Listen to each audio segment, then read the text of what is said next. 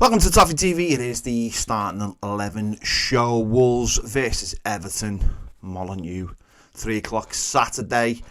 Let's get into it. In goal, Jordan Pickford. Obviously, listen, against Man City, didn't have his greatest game in the world, and just simply needs to bounce back. Made a couple of big saves in that game early on, but has to bounce back with just a typical performance, normal Pickford standard performance, and should be all right. So let's hope he doesn't have to do too much in this game. I'm going to go to a 3 at the back for this game. Obviously, we played 3 at Burnley, and I just think if we haven't got the core and we haven't got Garner Gay, then I think there has to be a change in midfield. Andre Gomez, again, playing 3 games in a week, or certainly starting 2 games in a week and playing another 70 minutes, isn't ideal after how long he's been out. So I'm going to go for 3 at the back.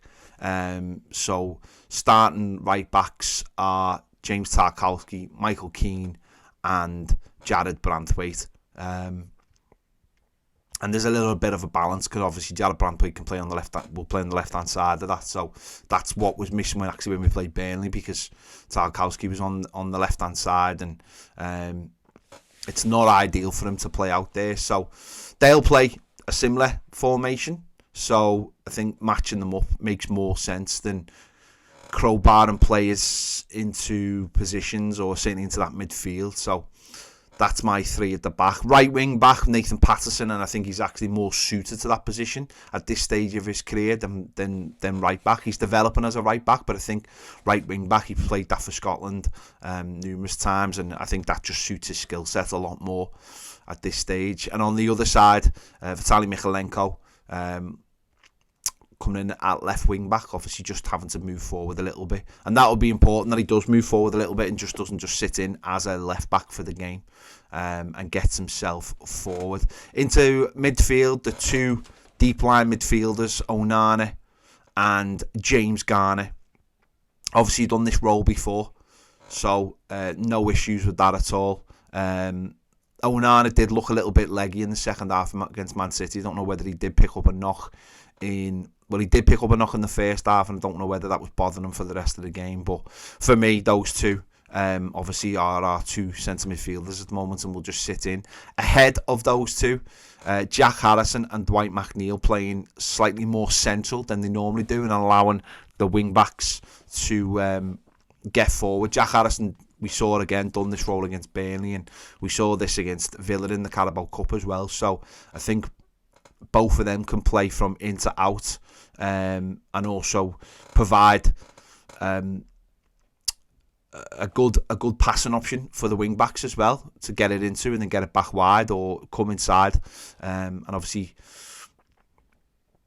they can obviously, Jack Harrison I think will start on the right of that, but they could swap sides, and then you've got McNeil coming in on his left foot, like we see occasionally when they're obviously playing wide. So bit of a 4-man box midfield, and then up front, Dominic Calvert-Lewin returns for the game.